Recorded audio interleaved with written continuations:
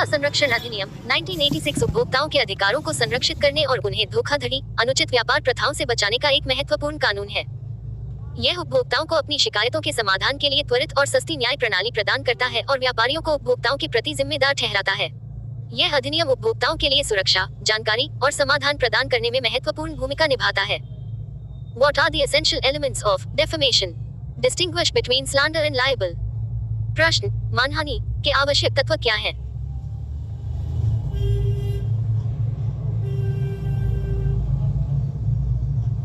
अपवचन और अपलेख में अंतर स्पष्ट कीजिए। उत्तर, मानहानि डेफेमेशन के आवश्यक तत्व एसेंशियल एलिमेंट्स ऑफ डेफेमेशन। मानहानि एक प्रकार का नागरिक अपकृत्य है जिसके तहत किसी व्यक्ति की प्रतिष्ठा को अनावश्यक रूप से नुकसान पहुंचाना जाता है। भारतीय कानून में मानहानि को भारतीय दंड संहिता 1860 की धारा 499 और 500 के तहत परिभाषित किया गया है। किसी भी मानहानि के मुकदमे में वादी को निम्नलिखित तत्वों को प्रमाणित करना होता है। किसी व्यक्ति का अपमानजनक कथन डिफैमेटरी स्टेटमेंट। मानहानि के लिए वादी को यह साबित करना होता है कि प्रतिवादी ने उसके बारे में एक अपमानजनक कथन किया है। ये कथन किसी व्यक्ति की प्रतिष्ठा को ठेस पहुंचाने वाला होना चाहिए। कथन का प्रचार पब्लिकेशन ऑफ स्टेटमेंट। इस कथन को किसी तीसरे व्यक्ति के सामने सार्वजनिक रूप से प्रकाशित या प्रसारित किया गया होना चाहिए। इसका मतलब ये है कि अपमानजनक बयान केवल वादी और प्रतिवादी तक सीमित नहीं रह सकता, बल्कि इसे एक तीसरे व्यक्ति को सुनाया या पढ़ाया गया हो। उदाहरण, ये बयान अखबार, टीवी, सोशल मीडिया आदि में प्रकाशित किया जा सकता है। कथन का व्यक्ति विशेष के बारे में होना, रेफरेंस टू द प्लेंटिफ। ये कथन वादी से संबंधित होना चाहिए, अर्थात यह व्यक्ति विशेष के बारे में होना चाहिए जिससे उसकी प्रतिष्ठा प्रभावित हो सकती है। यदि कथन किसी सामान्य व्यक्ति के बारे में है और यह वादी से संबंधित नहीं है, तो मानहानि का दावा चेंगली नहीं हो सकता है। कथन से प्रतिष्ठा का नुकसान, हार्म टू रेप्यूटेशन। वादी को यह साबित करना होता है कि प्रतिवादी का कथन उसके व्यक्तिगत, पेशेवर या सामाजिक प्रतिष्ठा को नुकसान पहुंचाने वाला था। इससे वादी को मानसिक तनाव, सामाजिक तिरस्कार या आर्थिक हानि हो सकती है। सत्यता का प्रतिवादी द्वारा प्रमाणित न करना, फेलियर टू प्रूव ट्रूथ।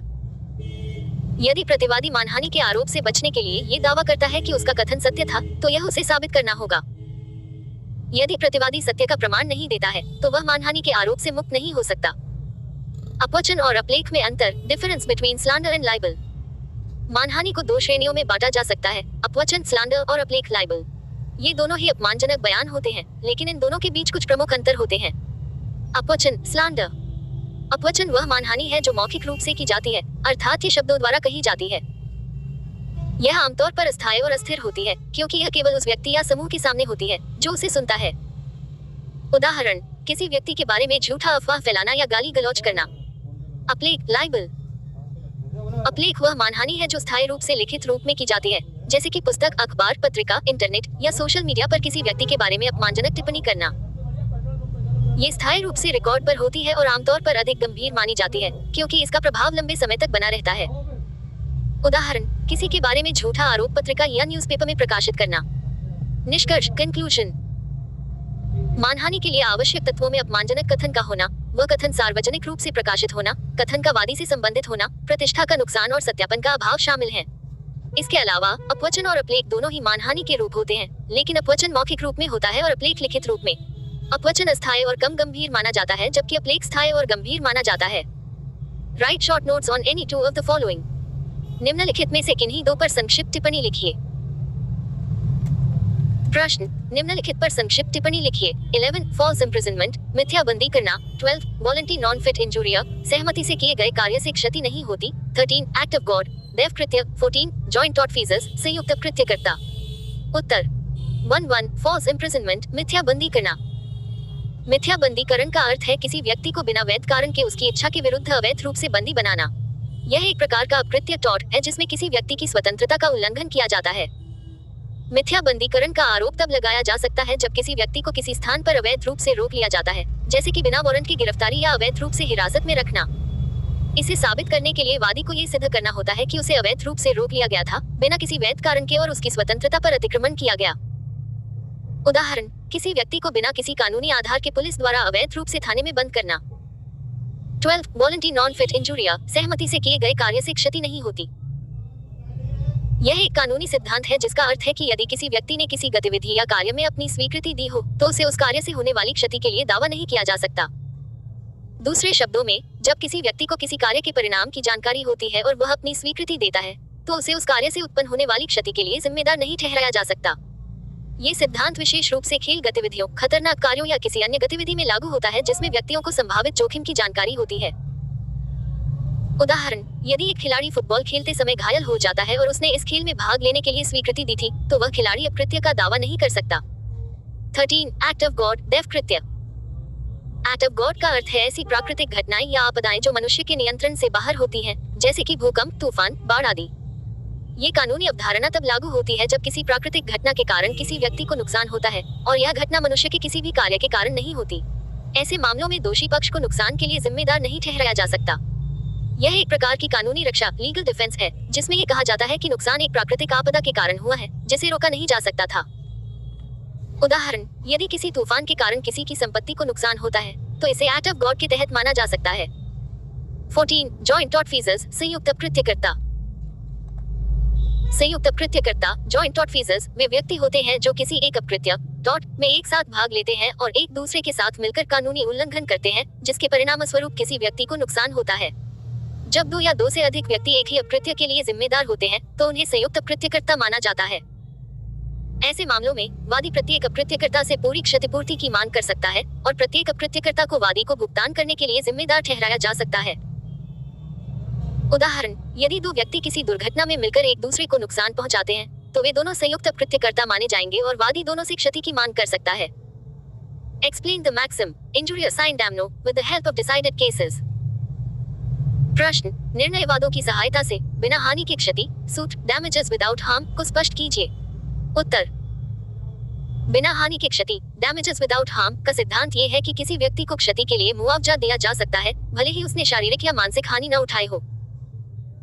इसे आमतौर पर टॉर्ट के मामले में देखा जाता है, जहां किसी अन्य व्यक्ति द्वारा उसके अधिकारों का उल्लंघन किया जाता है, जैसे कि अनुचित कार्यवाही, मानहानि या धोखाधड़ी, भले ही किसी प्रकार की शारीरिक हानि न हो। उदाहरण के लिए, डोनाह्यू वी.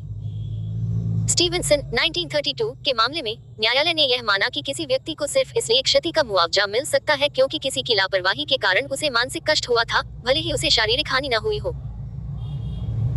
इस सिद्धांत के अनुसार बिना हानि की क्षति का मामला उस समय भी बन सकता है जब किसी व्यक्ति को केवल कानूनी अधिकारों का उल्लंघन हुआ हो, जिससे मानसिक पीड़ा या हानि उत्पन्न होती है। Discuss the nature and scope of law of torts. प्रश्न, अपकृत्य विधि की प्रकृति एवं क्षेत्र की विवेचना कीजिए। उत्तर, अपकृत्य विधि, लॉ ऑफ टॉर्ट्स, एक नागरिक विधि है जो व्यक्ति के अन्य व्यक्तियों या उनकी संपत्ति के प्रति किए गए गैर कानूनी कृत्यों के लिए जिम्मेदारी तय करती है।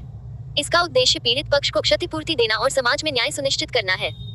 अपकृत्य विधि में अपराध की बजाय नागरिक मामलों का निपटारा किया जाता है, जहां अपराधी को दंड नहीं बल्कि पीड़ित को मुआवजा दिया जाता है।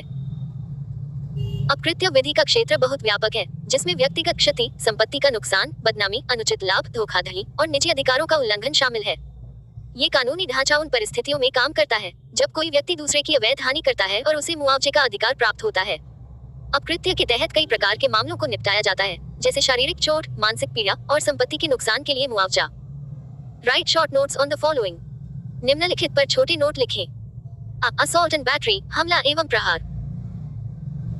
असॉल्ट, हमला एक ऐसी स्थिति होती है जब किसी व्यक्ति के द्वारा दूसरे व्यक्ति को अप्रत्यक्ष रूप से हिंसक तरीके से नुकसान पहुंचाने का डर उत्पन्न किया जाता है, लेकिन उस व्यक्ति को शारीरिक चोट नहीं पहुंचाई जाती। इसे डर या खतरनाक स्थिति उत्पन्न करने के रूप में परिभाषित किया जाता है। उदाहरण के लिए, अगर कोई व्यक्ति किसी अन्य व्यक्ति के पास आकर उसे मारे बिना उसे घूंसा मारने का इशारा करता है, तो इसे हमला माना जाएगा। बैटरी प्रहार तब होता है जब किसी व्यक्ति द्वारा दूसरे व्यक्ति की शारीरिक उपस्थिति में बिना उसकी सहमति के उसे शारीरिक चोट पहुंचाई जाती है। इसमें किसी भी प्रकार की हिंसा, जैसे कि मुक्का मारना या किसी अन्य तरीके से शारीरिक नुकसान पहुंचाना शामिल है। ये हमला असॉल्ट की तुलना में अधिक गंभीर है क्योंकि इसमें वास्तव में चोट पहुंचाई जाती है। बी. जनरल डिफेंसेस इन टॉर्ट्स, अपकृत्य के साधारण अपवाद। अपकृत्य में कई प्रकार के सामान्य अपवाद होते हैं जो अभियुक्त डिफेंडेंट को उनके कृत्य से बचाने के लिए इस्तेमाल किए जा सकते हैं। कुछ मुख्य अपवाद निम्नलिखित हैं। कॉन्सेंट, सहमति, यदि वादी ने अपनी सहमति दी है तो अभियुक्त के खिलाफ कोई अपकृत्य नहीं हो सकता, जैसे कि खेल कूद के दौरान चोट लगना, जहां वादी ने खेलने के लिए सहमति दी होती है। सेल्फ डिफेंस, स्वरक्षा, अगर किसी व्यक्ति ने अपनी जान या संपत्ति की रक्षा के लिए मजबूरी में किसी अन्य व्यक्ति को चोट पहुंचाई है, तो यह अपकृत्य नहीं माना जाएगा। नेसेसिटी, आवश्यकता, यदि किसी व्यक्ति ने किसी आपातकालीन स्थिति में किसी को नुकसान पहुंचाया है ताकि अधिक हानि से बचा जा सके, तो यह अपकृत्य के लिए एक वैध रक्षा हो सकती है।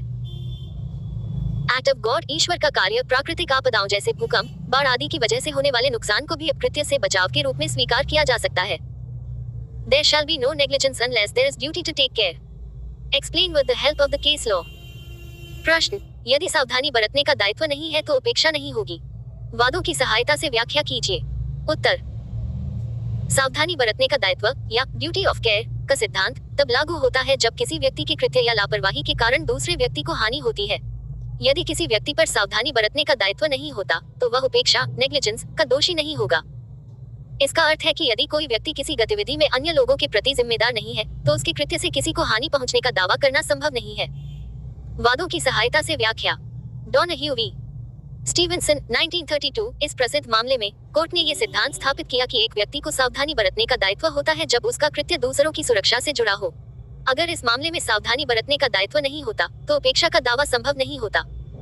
कपारो इंडस्ट्रीज PLC डिकमन 1990। इस मामले में कोर्ट ने यह परिभाषित किया कि सावधानी बरतने का दायित्व तब उत्पन्न होता है जब यह निश्चित हो कि क्या दूसरा व्यक्ति उस कृत्य से प्रभावित होगा। यदि दायित्व नहीं है तो उपेक्षा का दावा भी नहीं किया जा सकता।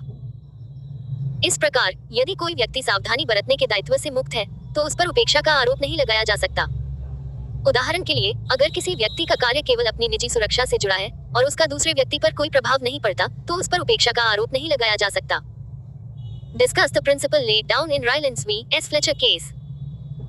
प्रश्न, रायलेंस बनाम फ्लेचर के वाद में प्रतिपादित सिद्धांत की व्याख्या कीजिए।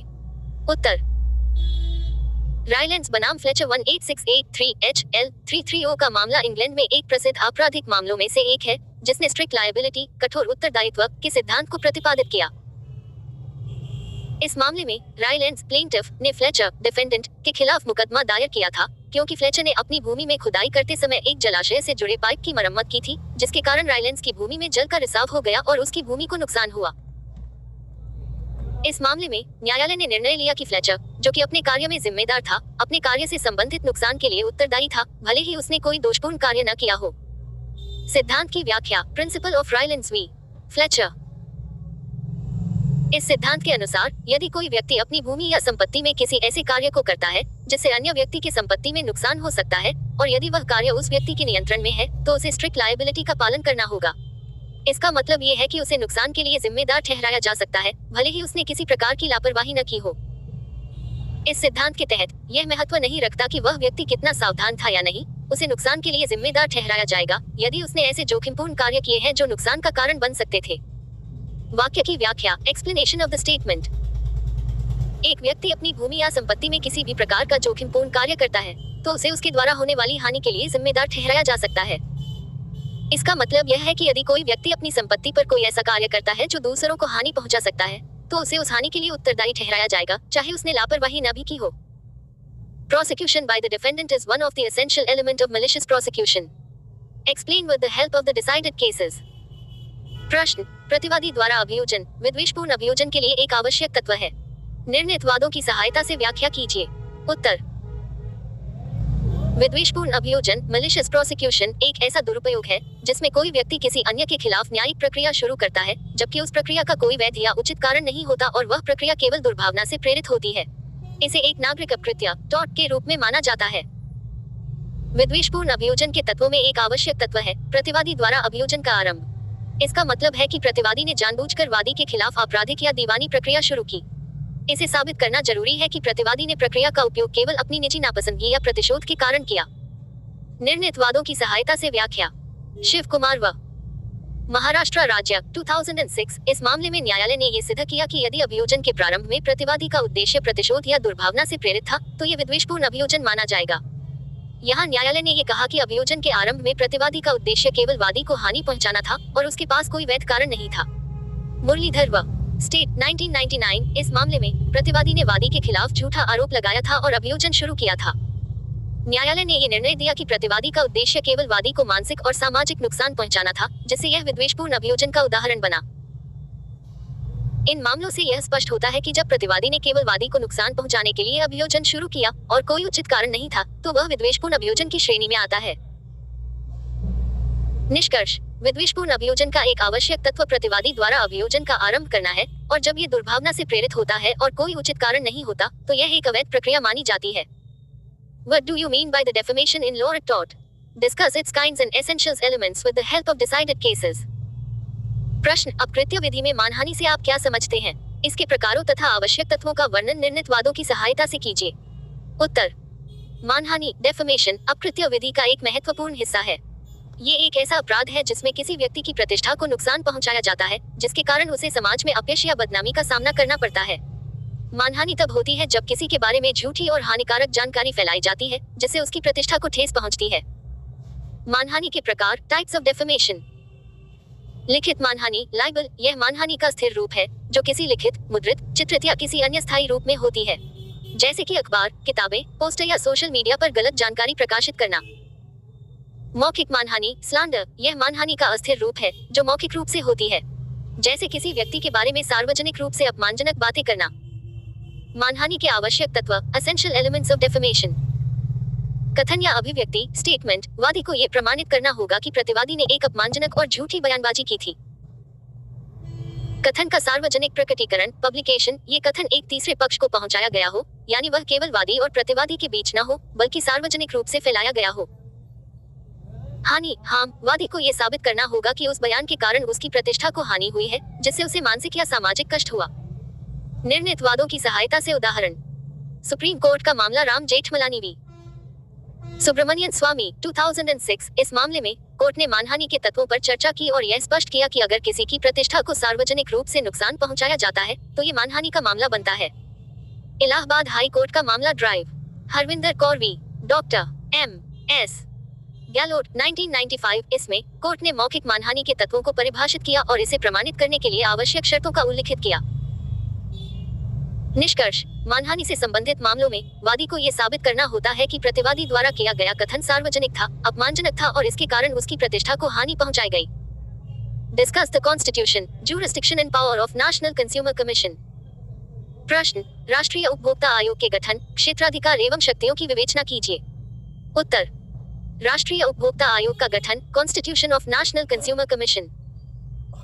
राष्ट्रीय उपभोक्ता आयोग, national consumer disputes redressal commission NCDRC, Bharat सरकार के उपभोक्ता मामले मंत्रालय के अधीन एक उच्च स्तरीय न्यायिक निकाय है। इसे उपभोक्ता संरक्षण अधिनियम 1986 के तहत स्थापित किया गया था। आयोग का उद्देश्य उपभोक्ताओं के हितों की रक्षा करना और उनके विवादों का निपटारा करना है। यह आयोग उपभोक्ता संरक्षण कानूनों के तहत उपभोक्ताओं को प्रभावी और त्वरित न्याय प्रदान करने के लिए कार्य करता है। आयोग के अध्यक्ष के रूप में एक प्रमुख न्यायाधीश होते हैं और इसमें 4 अन्य सदस्य होते हैं जो उच्च न्यायालय के न्यायाधीश या अन्य विशिष्ट क्षेत्रों के विशेषज्ञ होते हैं। क्षेत्राधिकार jurisdiction.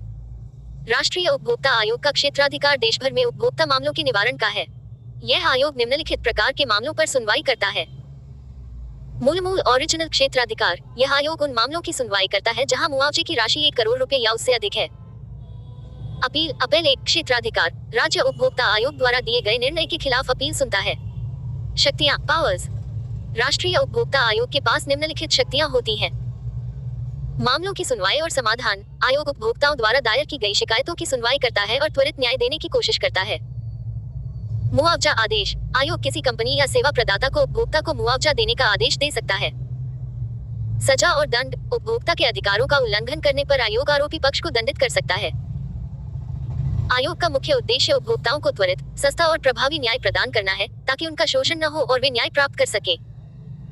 Whether the Consumer Protection Act 1986 has achieved its aim and objectives? Give your own view. प्रश्न, क्या आपके अनुसार उपभोक्ता संरक्षण अधिनियम 1986 अपने उद्देश्यों एवं ध्येयों को प्राप्त कर सका है? अपने विचार बताइए। उत्तर, उपभोक्ता संरक्षण अधिनियम 1986 भारतीय उपभोक्ताओं के अधिकारों की सुरक्षा और उनकी उपभोक्ता संबंधी समस्याओं का समाधान करने के लिए एक महत्वपूर्ण कानून था। इसके अंतर्गत उपभोक्ताओं को उत्पादों और सेवाओं में दोषपूर्णता, धोखाधड़ी, गलत प्रचार और अन्य प्रकार के शोषण से बचाने के लिए विशेष प्रावधान किए गए थे। अधिनियम का मुख्य उद्देश्य उपभोक्ताओं को उनके अधिकारों की जानकारी देना और किसी भी प्रकार की उपभोक्ता शोषण की स्थिति में न्यायिक उपाय उपलब्ध कराना था। हालांकि इस अधिनियम ने काफी हद तक अपने उद्देश्य को पूरा किया, फिर भी कुछ क्षेत्रों में सुधार की आवश्यकता महसूस की जाती है। उदाहरण के लिए, उपभोक्ताओं को कम समय में न्याय मिल सके, इसके लिए कार्यवाही में तेजी लाने की आवश्यकता है। इसके अतिरिक्त ऑनलाइन शॉपिंग और डिजिटल लेन देन के बढ़ते दौर में उपभोक्ताओं को धोखाधड़ी और बेईमानी से बचाने के लिए कानून में अधिक स्पष्टता और सुरक्षा की जरूरत है। निष्कर्ष, कुल मिलाकर उपभोक्ता संरक्षण अधिनियम 1986 ने अपने प्रारंभिक उद्देश्यों को हासिल किया और उपभोक्ताओं के लिए एक मजबूत सुरक्षा तंत्र स्थापित किया। हालांकि डिजिटल युग में इसके कुछ पहलुओं को अपडेट करने की आवश्यकता है ताकि यह उपभोक्ताओं को और बेहतर तरीके से संरक्षण प्रदान कर सके। Write short notes on any two of the following. A. Doctrine of caveat emptor. B. Rights of the consumers. C. Power and functions of claims tribunal under the Motor Vehicle Act. निम्नलिखित में से किन्हीं दो पर संक्षिप्त टिप्पणियां लिखिए। अ. क्रेता सावधान का सिद्धांत। ब. उपभोक्ताओं के अधिकार। स. मोटर यान अधिनियम के अंतर्गत अनुतोष न्यायाधिकरण की शक्तियां एवं कार्य। अ. क्रेता सावधान का सिद्धांत, कैविएट एम्प्टर प्रिंसिपल। क्रेता सावधान का सिद्धांत एक उपभोक्ता संरक्षण सिद्धांत है जो कहता है कि क्रेता को जो वस्तु या सेवा मिल रही है उसके बारे में वह स्वयं जिम्मेदार होता है। इसके तहत यदि क्रेता ने बिना ठीक से जांचे परखे कोई वस्तु खरीदी है और वह वस्तु दोषपूर्ण होती है तो विक्रेता पर कोई जिम्मेदारी नहीं बनती। हालांकि यह सिद्धांत कुछ अपवादों के साथ आता है, जैसे कि यदि विक्रेता ने जानबूझकर वस्तु में कोई छिपा दोष नहीं बताया हो या वस्तु में कोई स्वाभाविक गड़बड़ी हो। ब. उपभोक्ताओं के अधिकार, राइट्स ऑफ कंज्यूमर्स। उपभोक्ताओं के अधिकारों में मुख्यतः 6 अधिकार आते हैं। सुरक्षा का अधिकार, उपभोक्ता को खतरनाक और असुरक्षित वस्तुओं से बचने का अधिकार है।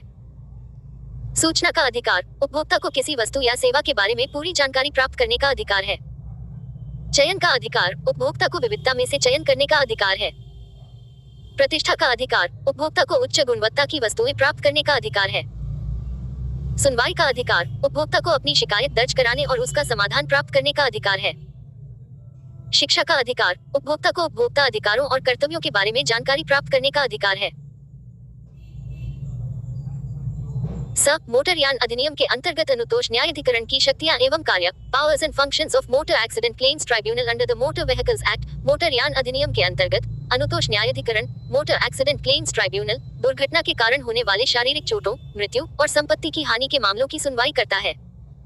इसकी शक्तियां में दुर्घटना के कारण हुए नुकसान के लिए मुआवजा निर्धारित करना, दोषी पक्ष से मुआवजा वसूल करना और मामलों की तेजी से सुनवाई करना शामिल है।